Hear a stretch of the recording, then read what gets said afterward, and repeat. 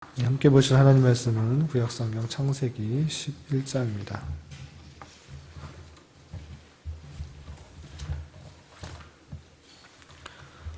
어제 노아의 세 자손의 계보에 대해서 배웠는데 그 사이에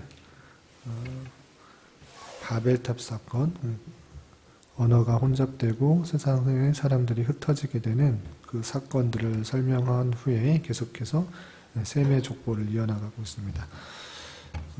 11장 1절부터 32절까지 함께 봉독하도록 하겠습니다. 시작. 온 땅의 언어가 하나요 말이 하나였더라.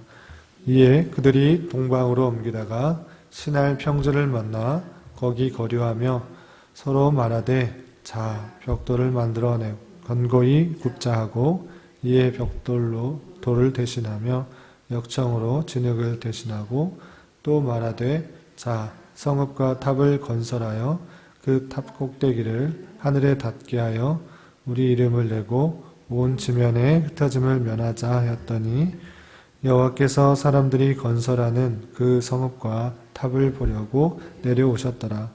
여호와께서 이르시되 이 무리가 한 족속이요 언어도 하나이므로 이같이 시작하였으니 이후로는 그 하고자 하는 일을 막을 수 없으리로다. 자 우리가 내려가서 거기서 그들의 언어를 혼잡하게 하여 그들이 서로 알아듣지 못하게 하자 하시고 여호와께서 거기서 그들을 온 지면에 흩으셨으므로 그들이 그 도시를 건설하기를 그쳤더라.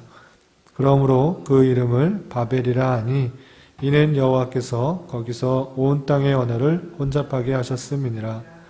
여호와께서 거기서 그들을 온 지면에 흩으셨더라. 셈의 족보는 이러하니라.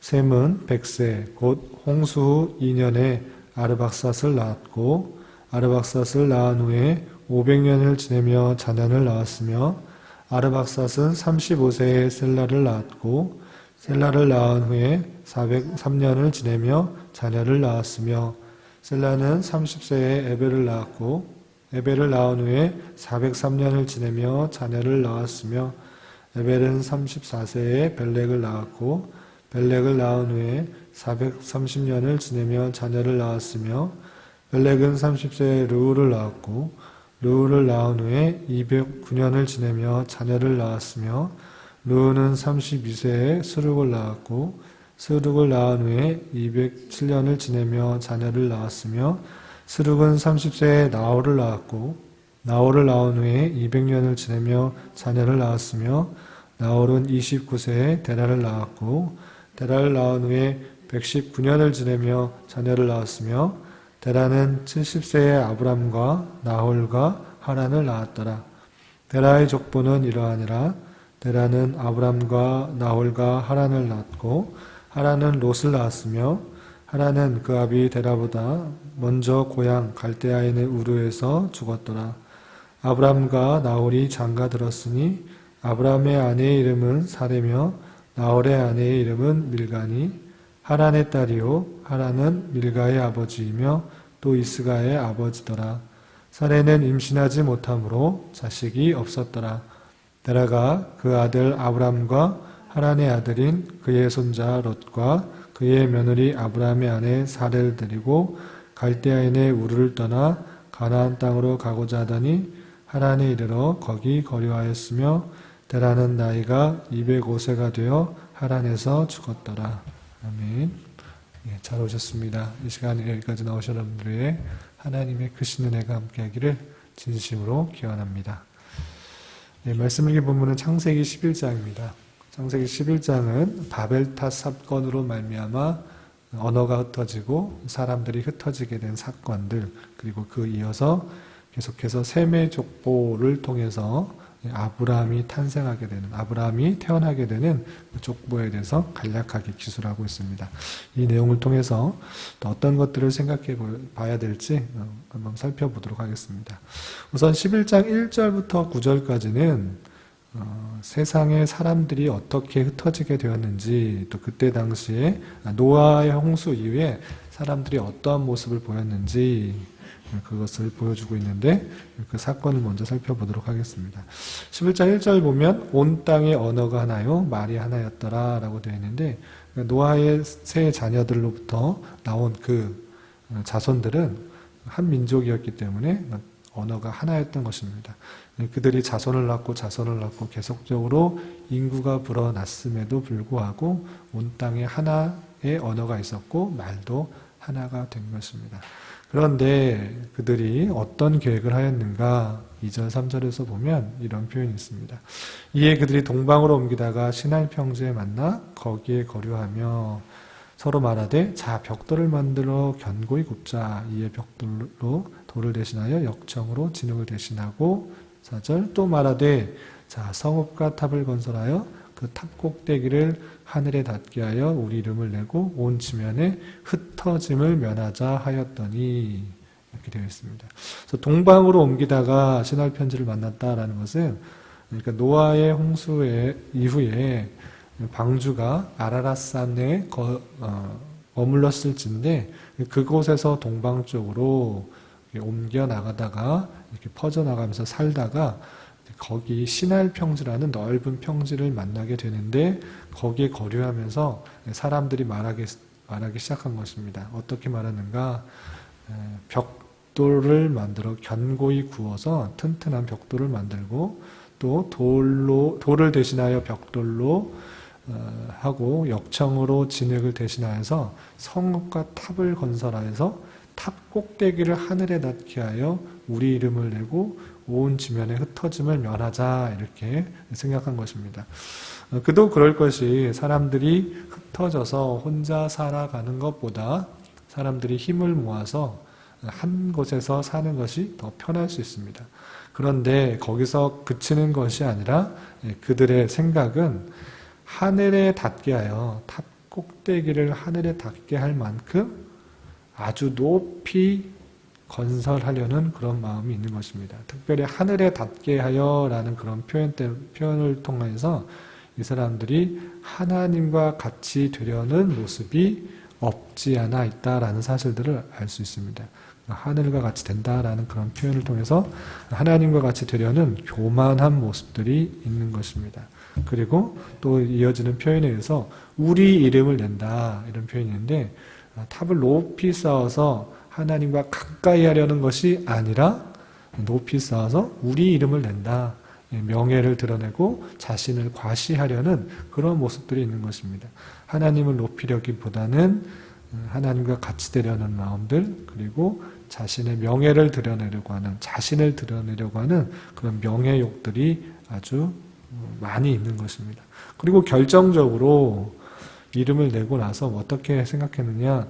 온 지면에 흩어짐을 면하자 하였다 이렇게 표현되어 있습니다. 이 말씀은 하나님께서 사람에게 주신 아주 기본적이고 또 핵심되는 그 명령, 땅에 번성하고 충만한 흩어짐을 면하는 것이 아니고, 하나님의 말씀이 창세기 1장 28절에서도 아담과 하와에게, 사람에게 주신 말씀, 땅에 번성하고 충만하고 생육하는 것, 그것이 인간의 지으신 목적일진데 그것도 무시하는 그런 말씀이고, 또 노아의 홍수 이후에 노아에게 주신 그런 명령이자 복, 창세기 9장 1절과 7절에 반복돼서 나오는 표현, 생육하고 번성하여 땅에 충만하라, 땅에 가득 차라, 한 곳에서 모여있는 것이 아니라 퍼져서 하나님의 역사들이 곳곳에서 드러날 수 있도록 하게 하시는 하나님의 말씀을 정면으로 대적하는 것입니다. 그래서 온 지면의 흩어짐을 면하자 하였다는 표현을 통해서 하나님의 말씀을 정면으로 반박하고 순종하지 않는 그런 모습을 볼 수 있습니다.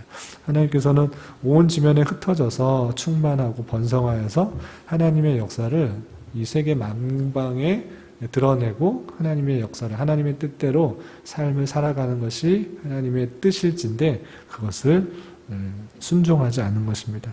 그렇게 흩어짐을 면하자라고 이렇게 하고 탑을 쌓기 시작한 것입니다.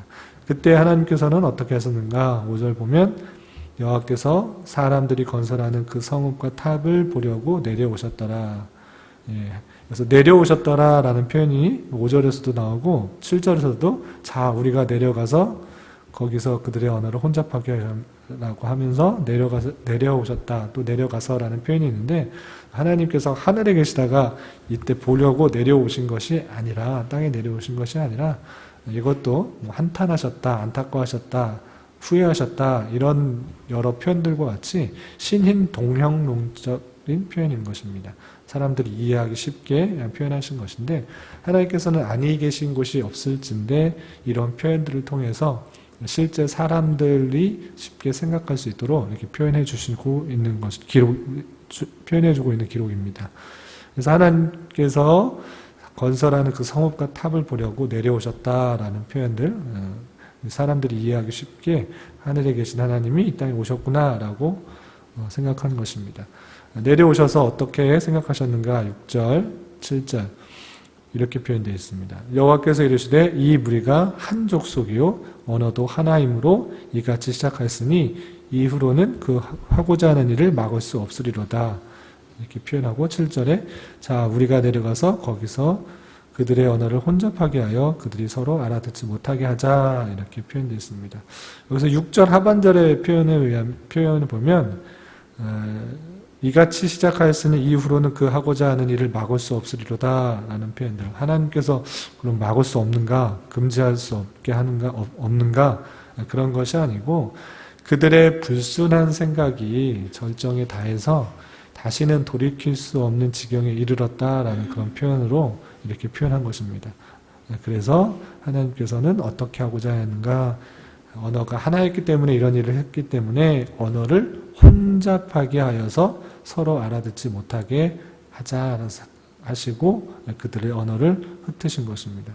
언어가 통하지 않기 때문에 갑자기 언어가 통하지 않았기 때문에 그들이 서로 의사소통을 할 수가 없고 더 이상 성을 또 탑을 짓는 일을 할 수가 없었던 것입니다.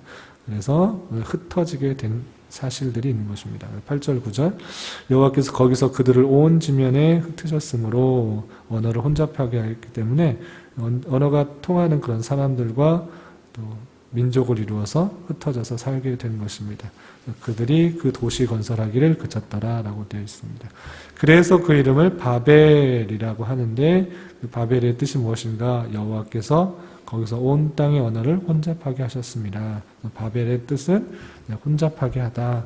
원래적인 그 어원은 발랄인데 발랄이 발벨로 변하고 바벨로 변한 것으로 해서 혼잡하게 하다. 또 언어가 혼잡하게 됐다라는 뜻으로 바벨이라고 이름이 붙여진 것입니다.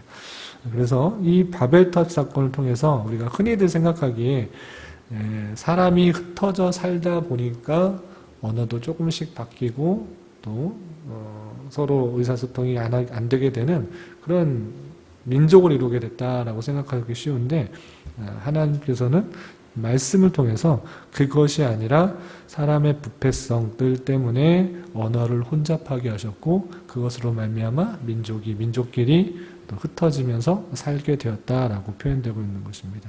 이것이 또 주목할 만한 그런 사건입니다.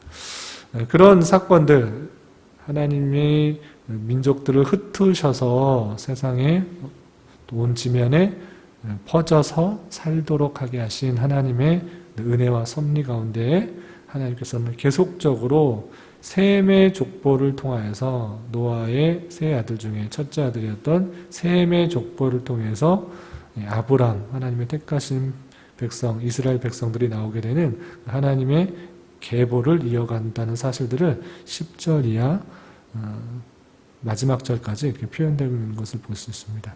이런 말씀을 통해서 우리 삶을 먼저 되돌아보면 바벨탑 사건을 통해서 우리도 느낄 수 있겠지만 사람이 하나님의 말씀을 순종하기보다는 자신을 드러내려고 하는 마음들, 하나님같이 되고 싶어하는 그런 마음들이 너무 많이 있는 것을 보게 됩니다. 우리 또한 우리가 어떤 일을 하는 데 있어서 하나님과 같이 되려고 하는 마음은 없는지, 또는 내 이름을 드러내려고 하는 모습은 없는지, 또 하나님의 말씀을 온전히 순종하려고 하는 모습들이 잘 있는지 늘 되돌아보아야 될 것입니다. 하나님과 같이 동행하지 않고 하나님의 뜻을 생각하지 않는다면 늘 하나님과 같이 모든 일을 스스로의 생각으로 다 하고 싶어하고, 또 우리의 이름, 우리의 노력, 우리의 어떠함이 드러나고 싶어하는 그런 명예욕들, 그것들이 많이 있는 것입니다. 그런 것들을 주의해야 될 것이고, 특별히 그런 가운데 있어서 하나님의 말씀이 우리에게 어떻게 주어지는지 늘 생각하고 또 판단하고 또 나아가지 않는다면 우리의 욕심에 따라 살아가기 쉽다는 사실들을 기억하면서 순간순간 하루하루 또 한평생을 하나님의 말씀을 묵상하고 생각하고 또 따르는 가운데 순종하기에 힘써야 될 것입니다. 그리고 이렇게 혼란스러운 상황 속에서도, 혼돈 속에서도 하나님께서 예비하신 백성들을 계속적으로 이어가시는 하나님의 은혜를 봅니다. 이런 것처럼 또 우리를 통해서 영적인 신앙의 계대가 또 이어지고 또 발전적으로 또 번성할 수 있도록 하는 은혜가 있기를 구해야 될 것입니다.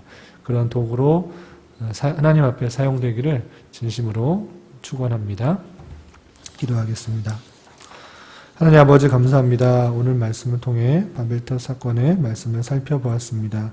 주님의 말씀을 순종하기보다는 자신의 힘과 세력을 높이고자 하는 인간한 타락한 부패성이 우리에게도 또 동일하게 있음을 고백합니다. 주님 불쌍히 여겨주시고 내 정욕과 욕심들을 쳐서 복종시켜 주님의 뜻을 순종하기에 힘쓰는 자 되게 하여 주시옵소서. 또한 그럼에도 불구하고 그 가운데서 주님의 구원 계획을 이루시기 위한 기대가 이어지는 것을 봅니다. 주님의 그러한 은혜와 사랑을 늘 기억하며 이 세상을 담대하게 살아갈 수 있도록 인도하여 주시옵소서. 오늘은 주일을 준비하는 날입니다. 주님께서 주시는 풍성한 은혜를 기대하며 주일을 잘 준비하게 하여 주시고, 또 필요한 영혼들을 보내주셔서 성도의 교제를 함께 나누며 주님의 몸된 교회를 잘 세워나갈 수 있도록 인도하여 주시옵소서.